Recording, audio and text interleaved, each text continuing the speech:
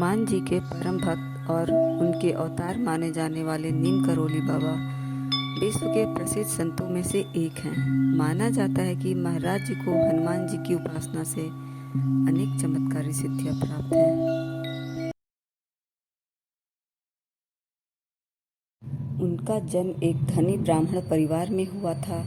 उनके माता पिता द्वारा 11 वर्ष की छोटी आयु में शादी करा देने के बाद उन्हें विरक्त की भावना पैदा हुई और इन्होंने घर का त्याग कर दिया। बाद में अपने पिता के अनुरोध पर ये घर आए। वह 2 पुत्र और 1 पुत्री के पिता बने। ऐसा माना जाता है कि महाराज जी 17 वर्ष के थे तभी इन्हें परम ज्ञान की प्राप्ति हो गई थी। भगवान श्री हनुमान इनके गुरु थे। उन्होंने भारत के कई स्थानों का दौरा किया। जंगम में मां तारा तारिणी शक्तिपीठ की यात्रा के दौरान स्थानीय लोगों ने उन्हें हनुमान जी चमत्कारी बाबा के नाम से संबोधित किया। आखिर लक्ष्मण दास क्यों बने नीम करोली बाबा? कहा जाता है कि एक बार बाबा जी ट्रेन से सफ़र कर रहे थे, लेकिन उनके पास टिकट नहीं था।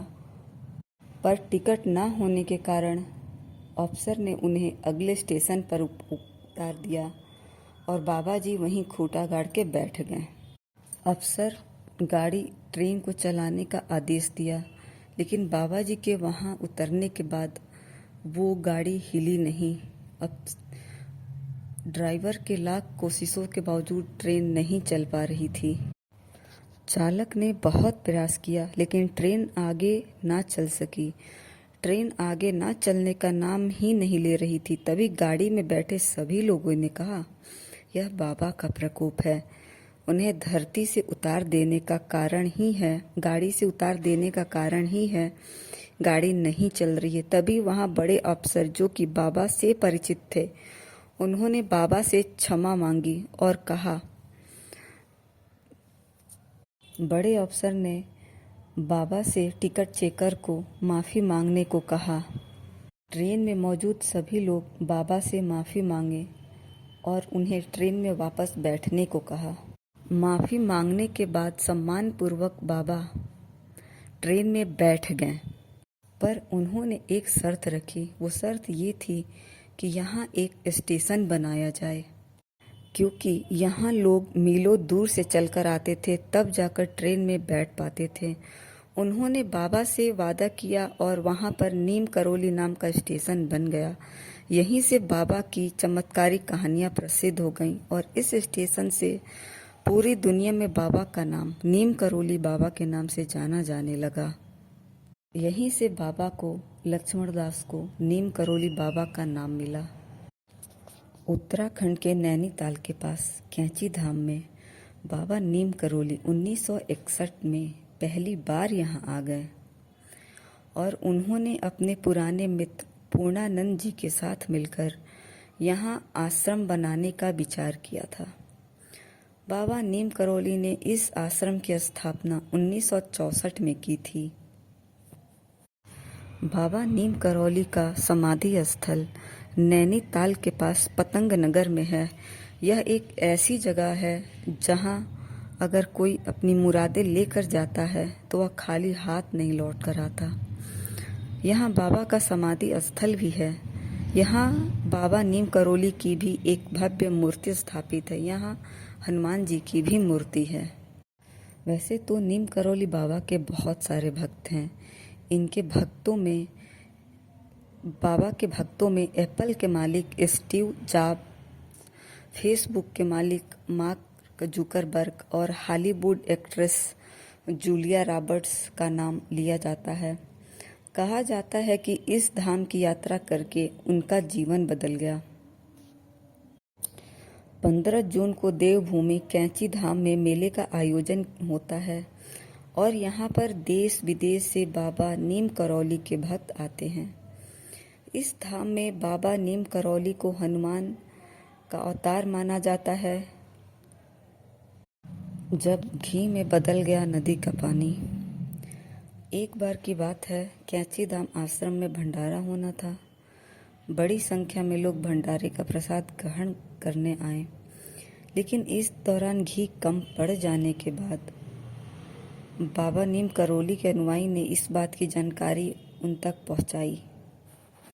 नीम करोली बाबा ने भक्तों से कहा, चिंता नहीं करो, और वो पास से बह रहे गंगा जल 2 कनस्तर भर लाएं और कढ़ाई में डाल दिया। बाबा नीम करोली के चमत्कार से कढ़ाई में डाला जल देसी घी में बदल गया और गर्मा गर्म पुड़ियाँ तली जाने लगी। सभी भक्त ये देखकर हैरान रह गए। दूसरे दिन बाबा के आदेश पर 2 कनस्तर देसी घी बाजार से लाकर गंगा मैया को वापस कर दिया गया और घी नदी में प्रवाहित कर दिया गया। रामदास ने 1979 में नीम करोली बाबा के चमत्कार पर मिरेकल ऑफ लव नामक किताब लिखी। इसी में बुलेट प्रूफ कंबल नाम से एक घटना का जिक्र है। बाबा हमेशा कंबल ही ओढ़ा करते थे। आज भी लोग जब उनके मंदिर में जाते हैं तो उन्हें कंबल भेंट करते हैं। इसी कंबल की एक कहानी है। बाबा के कई भक्त थे। उनमें से एक बुजुर्ग दंपति थे जो फतेहगढ़ में रहते थे। यह घटना 1943 की है। एक दिन बाबा अचानक उनके घर पहुंच गए और कहने लगे वे रात में यहीं रुकेंगे। दोनों दंपति को अपार खुशी तो हुई, पर उन्हें दुख भी था कि घर में महाराज की सेवा करने के लिए कुछ भी नहीं था। पर उनके घर में जो भी था वह बाबा के समक्ष प्रस्तुत कर दिया। बाबा वह खाकर चारपाई पर लेट गए और कंबल ओढ़कर सो गए। दोनों दंपति भी सो गए, लेकिन क्या नींद आती। महाराज जी कंबल ओढ़कर रात भर कराहते रहे। ऐसे में उन्हें नींद कैसे आती। वे वहीं बैठे रहे और उनकी चारपाई के पास। पता नहीं महाराज को क्या हो गया, जैसे कोई उन्हें मार रहा है।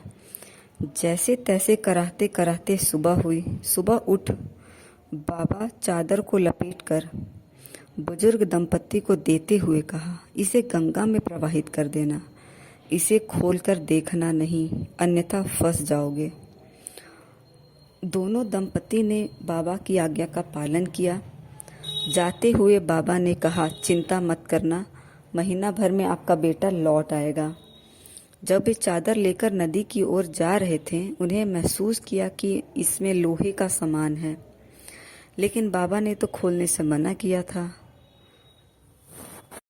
पर उन्होंने बाबा की आज्ञा का पालन किया। उन्होंने वह चादर वैसे ही नदी में प्रवाहित कर दिया। लगभग 1 माह के बाद बुजुर्ग दंपति का इकलौता पुत्र वर्मा फ्रंट से लौट आया। वह ब्रिटिश फौज में सैनिक था और दूसरे विश्व युद्ध के वक्त बर्मा फ्रंट पर तैनात था।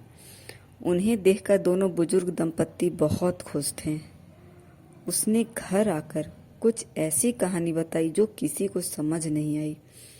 उसने बताया कि करीब महीने भर पहले एक दिन वह दुश्मन फौजों के साथ घिर गया था। रात भर गोलीबारी हुई, उसके सारे साथी मारे गए, लेकिन वह अकेला बच गया। मैं कैसे बच गया यह मुझे नहीं पता। उस गोलीबारी में से एक भी गोली नहीं लगी। रात भर वह जापानी दुश्मनों के बीच जिंदा बचा रहा।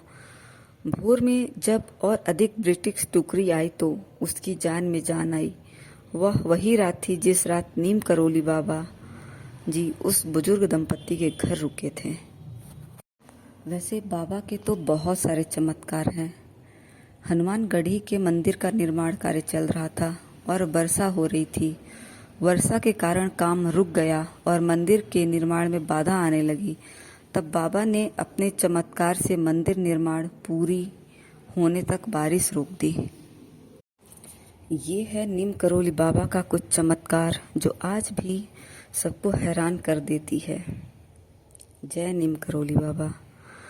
अगर हमारी वीडियो आपको अच्छी लगी हो तो नीचे कमेंट बॉक्स में ज़रूर बताएं। मेरी वीडियो अच्छी लगी हो तो उसे शेयर ज़रूर करें और ऐसे ही अन्य स्टोरी पढ़ने के लिए, रोचक कहानियाँ जानने के लिए मेरे चैनल को सब्सक्राइब करें।